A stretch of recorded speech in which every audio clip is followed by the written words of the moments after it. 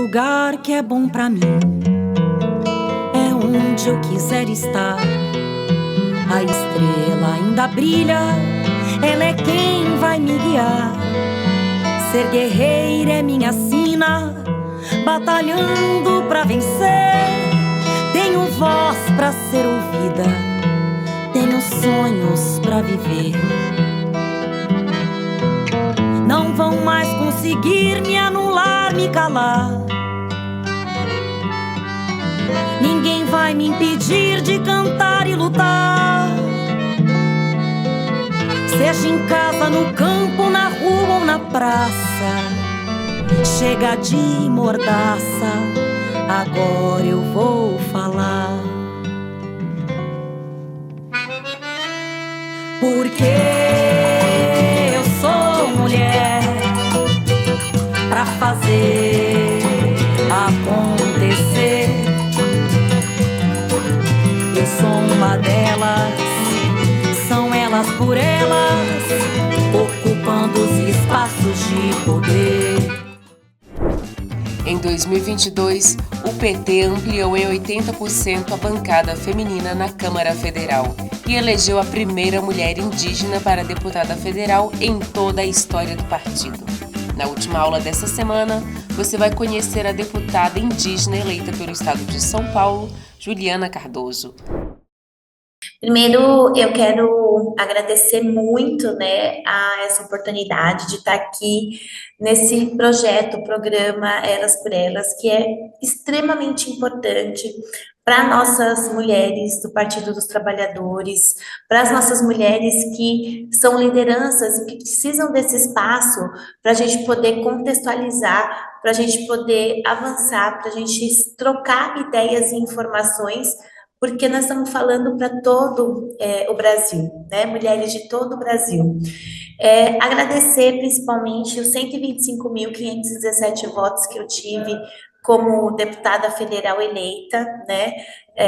Aqui do estado de São Paulo, a única, infelizmente, mulher do estado de São Paulo. Eu espero que a gente, para frente, tenha um outro, né, intensidade de ter mais mulheres na política no nosso estado, em que pese a gente fez muitas mulheres em outros estados compondo a nossa bancada do Partido dos Trabalhadores e Trabalhadoras.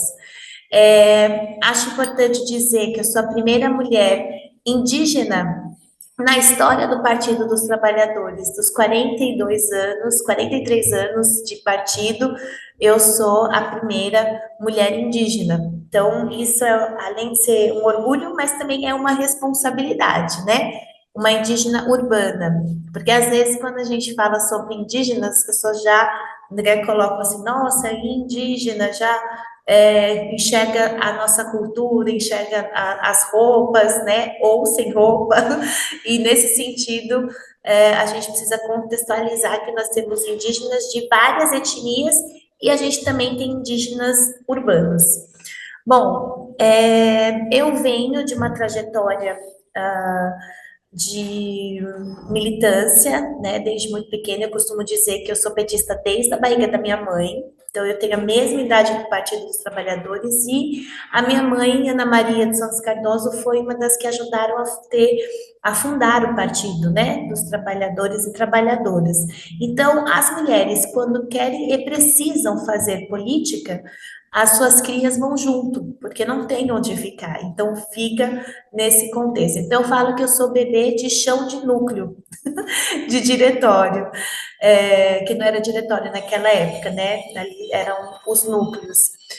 E, a partir disso, eu fui, na minha adolescência, me organizando na Pastoral da Juventude, das comunidades eclesiais de base da Igreja Católica e da Teologia da Libertação, e eu tenho muito orgulho de ter passado na minha vida Dom Paulo Evaristo Arnes, né, que ajudou muito nessa construção dos direitos humanos, e ao mesmo tempo a luta da nossa região, do nosso bairro de Sapopemba, que é uma região da periferia da zona leste da cidade de São Paulo.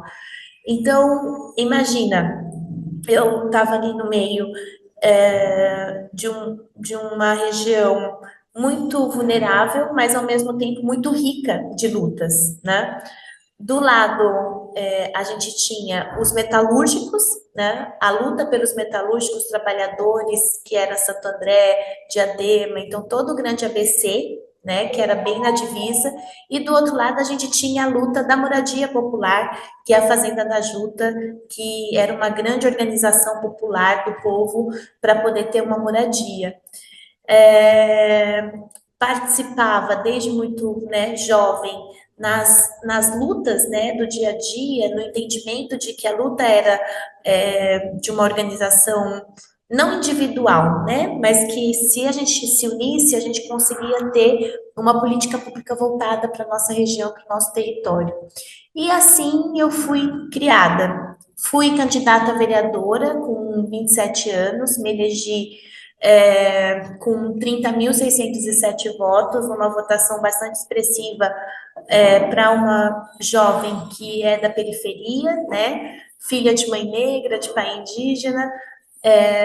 Eu saí candidata em abril da eleição, para você ter uma ideia. Então, eu estou dizendo isso porque tem muita gente que se prepara muito, muito, muito, muito, muito para poder sair candidato, né? E eu não me preparei, eu nunca nem fui nem candidata a síndica de prédio, para você ter uma ideia, né? Para vocês terem uma ideia. Mas, a partir disso, a gente se organizou dentro de um grupo político que era vinculado muito na Igreja Católica, nos movimentos sociais populares, e a gente conseguiu ter uma candidatura inédita. O partido nem me enxergava, né? Nem sabia quem era a Juliana, ou quando sabia que era a Juliana, dizia que a gente iria ter 3.000 votos, 5.000 votos, enfim. Então, sempre enxergando as mulheres jovens, né, como não temos potencial de votação. Eu acho que foi a primeira olhar importante do partido para poder enxergar sim a juventude, enxergar sim as mulheres. Naquele período a gente não tinha cota, né? Que foi. Eu já estou com 42 anos, fiz 4 mandatos de vereadora e agora me elegi deputada federal. Então, naquele período foi meio que, olha, é possível, né? É possível a gente ter dentro do nosso partido espaço para as mulheres, mulheres jovens, mulheres indígenas. Isso foi muito bom, né? E a partir daí eu fui trabalhando muito, né, dentro daquilo que eu acreditava. Eu entendo que os mandatos são um instrumento da luta popular, e isso é muito importante as pessoas compreenderem isso. O mandato não pertence a mim, a Juliana Cardoso. O mandato pertence ao povo. Quem paga o meu salário é o povo. Quem paga toda a assessoria, a infraestrutura para a gente poder trabalhar é o povo. Então, nós somos servidores públicos. E por ser servidor público, eu não posso ficar selecionando quem eu vou estar na luta ou não, porque ela tem que ser uma luta coletiva, intensa. Se nós estamos na briga por ter direitos, saúde, educação, mulheres, contra a violência de mulheres, população LGBTQI+, contra o genocídio da juventude negra, contra tudo aquilo que nos impede a avançar, a evoluir, a gente está junto. Se nós estamos lutando para ter direitos adquiridos na Constituição e ser colocado dentro do orçamento e ser pensado na legislação, ela ser executada, não só ser no papel, nós estamos juntos. Então, muitos falavam que Juliana tem o mandato das antigas, e aí eu não entendi o que era o mandato das antigas. O que é o mandato das antigas? Para mim era muito natural, né, tá na rua, ajudando o movimento, tá organizando o povo, porque uma das coisas que a gente tem que entender para quem quer ser candidata, para quem está no parlamento, nós temos pressa, porque nós precisamos formar as pessoas, formar as lideranças, porque a gente passa, nós passamos 4 anos. Mas se você não criar, formar e organizar as pessoas aonde você passa, não vale a pena. Não vale a pena, porque aquela pessoa que você e aquela comunidade que você ajudou, que você foi enxergando a partir da necessidade dela e contribuindo com a sua experiência e com a experiência deles e unindo isso, eu sempre digo que a importância de você semear, Porque quando vem qualquer outro político, fala assim, não, fica tranquilo, vamos dar um exemplo. Regularização fundiária que demora 20 anos, 25 anos, 30 anos. Não é em um mandato que você consegue resolver a regularização fundiária de um loteamento, ou a própria demarcação de terras indígenas, né? Não é tão rápido. Ou a demarcação das terras quilombolas, não é tão rápido. Mas se você, nesse momento que você está lá, você faz a troca de informação e forma essas pessoas, não é qualquer político que vai falar assim, olha, fica tranquilo que eu vou resolver a sua vida e vou regularizar a sua terra. Não. Se as pessoas estão formadas, elas vão entender e vão saber que não é verdade e que esse político está mentindo, né, para essas pessoas. Então, é dessa forma que eu levei esses 4 mandatos de vereadora e é muito que eu pretendo levar para a Câmara Federal. Bom, é claro que a Câmara Municipal de São Paulo, ela hoje é de 55 vereadores, a gente está falando em 12 milhões de pessoas, a gente está falando em um orçamento de 98 bilhões de reais, né? Nós estamos falando sobre uma das câmaras maiores da América Latina, não, uma das maiores do Brasil, né? Na relação de parlamento. Então, claro que a Câmara, eu sempre falo o seguinte, que vereador é ver a dor do povo, é aquele que está mais perto, é aquele que consegue estar no bairro, é aquele que consegue enxergar aonde você atua, mas é aquele também que vai enxergar a cidade na relação orçamentária, na legislação, que faz a conexão entre a comunidade e os secretários e o prefeito. Então, é uma função mais próxima, né?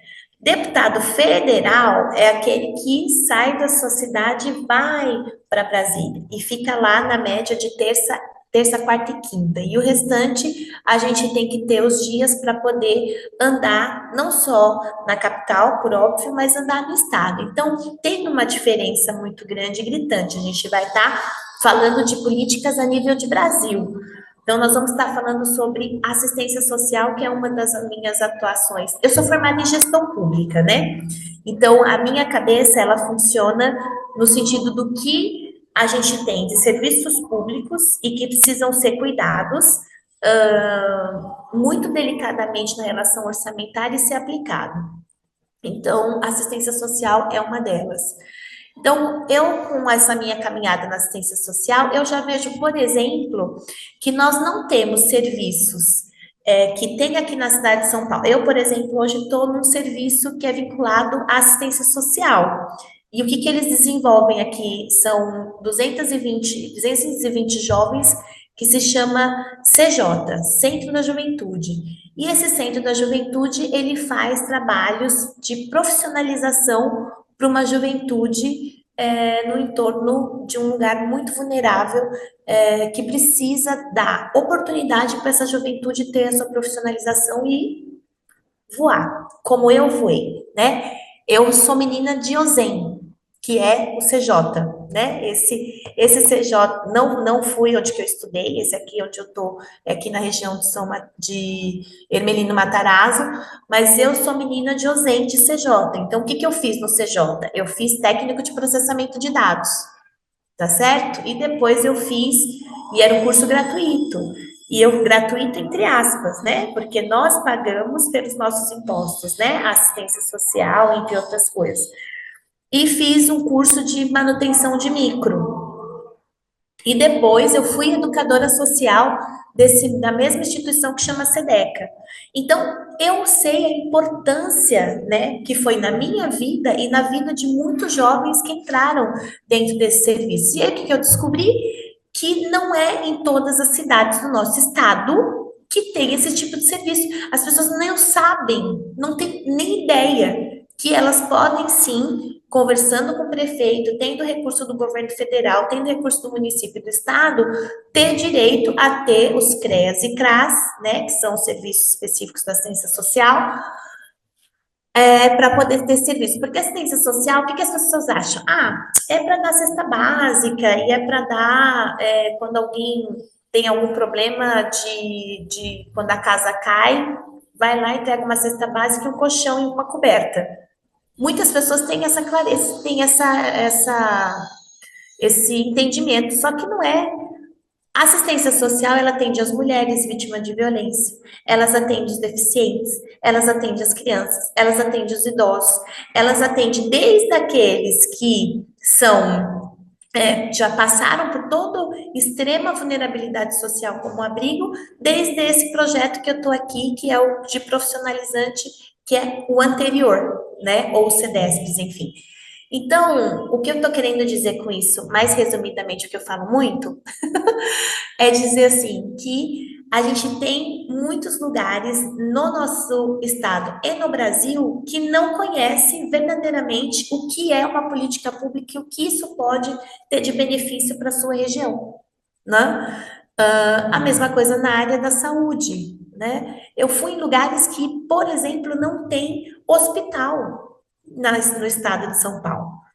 Tem que andar, tipo, 6, 7 cidades para poder chegar no hospital, que não tem maternidade, e muito menos o parto humanizado. Enfim, então eu acho que a pouca experiência que eu tive aqui na cidade de São Paulo, aprendendo muito com o movimento social popular, no qual eu sou muito grata, né? Aprendendo muito na Câmara Municipal, eu acho que eu vou poder contribuir, né, com essa pouca experiência no Congresso. E é o que eu quero, né, dialogar não só com o meu povo indígena, mas tudo aquilo que se traz e se organiza no que é serviço público. É claro que não existe receita de bolo, né? Cada um sabe um pouco qual que a sua atuação. Tem pessoas que são especialistas, ou em assistência, ou em saúde, ou que estudaram a vida inteira para isso. Eu estudei gestão pública e aí eu sempre falo assim, eu peço ajuda aos universitários. Quando eu tenho que falar sobre cultura, aí eu vou lá, né, dialogo com os especialistas do movimento social, da academia, da comunidade, porque isso é muito importante, que eu acho que isso já é uma das dicas. Gente, não adianta você inventar a roda, né?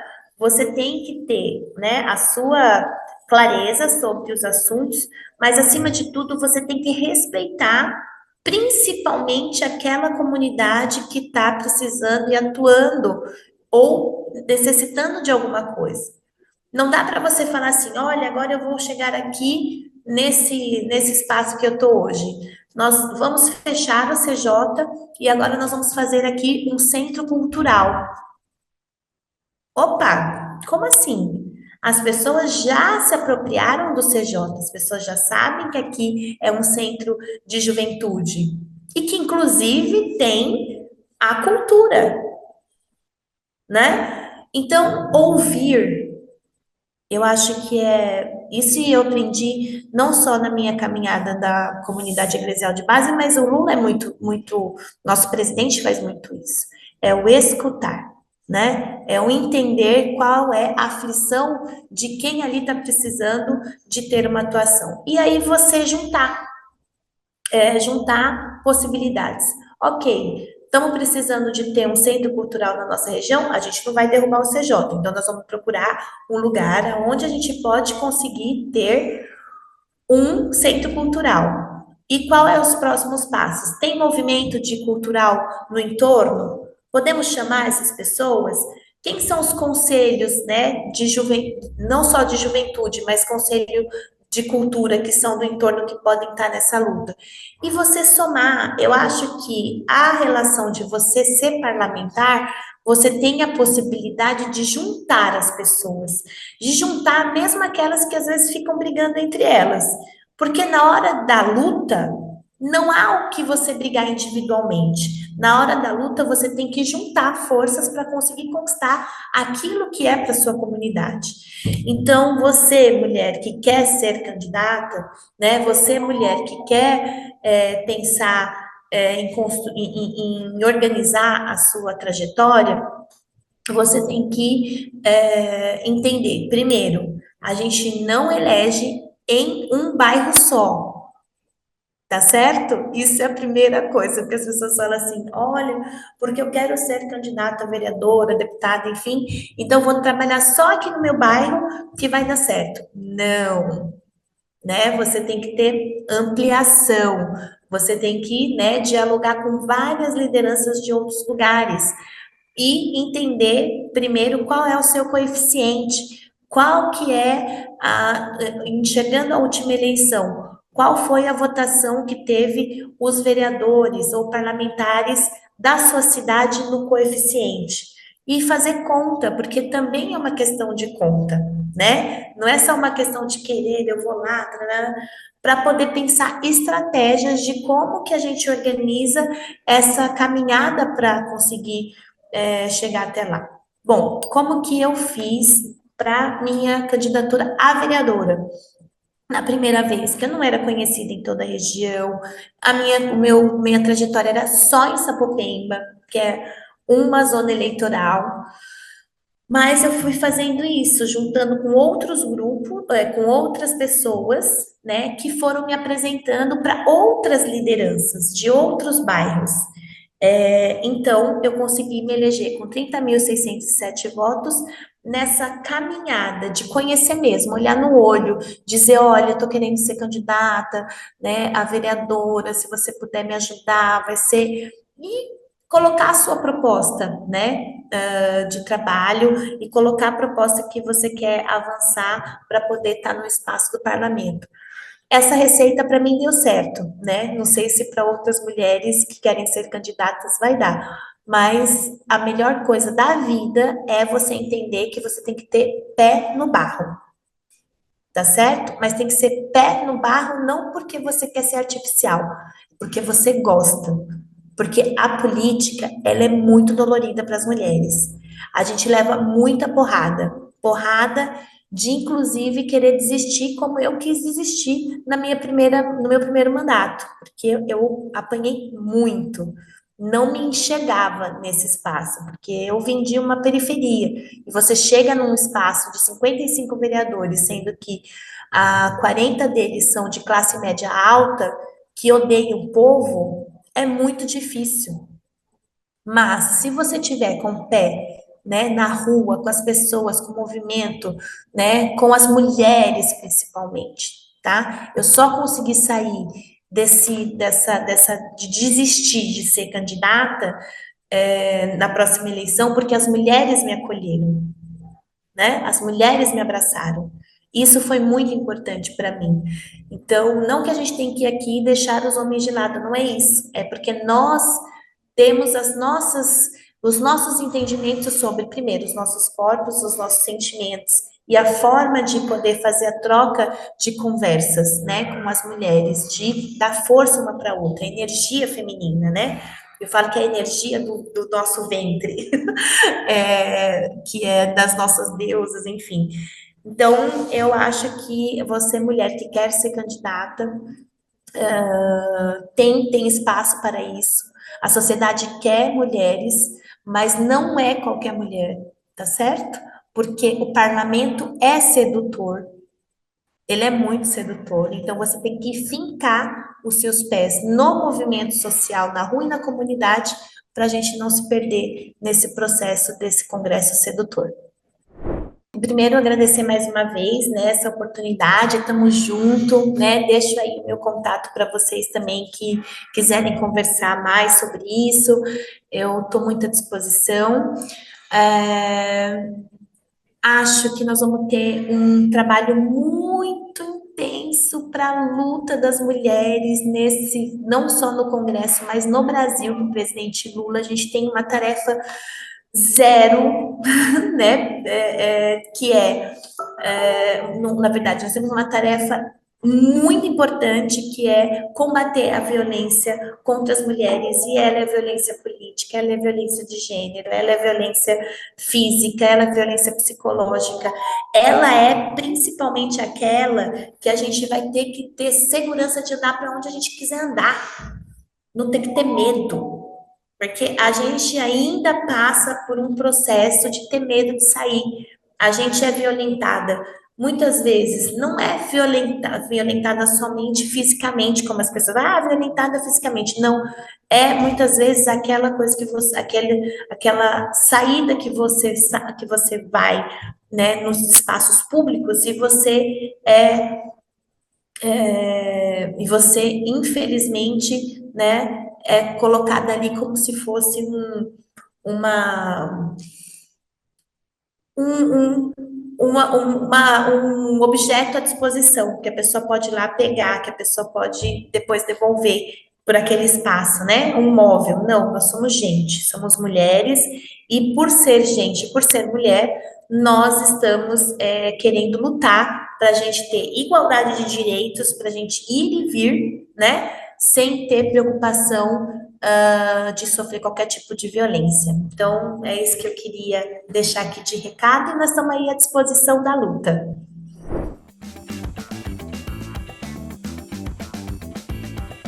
Nesta semana, conhecemos um pouco sobre as mulheres eleitas do PT. Não perca tempo e seja também uma voz na política brasileira.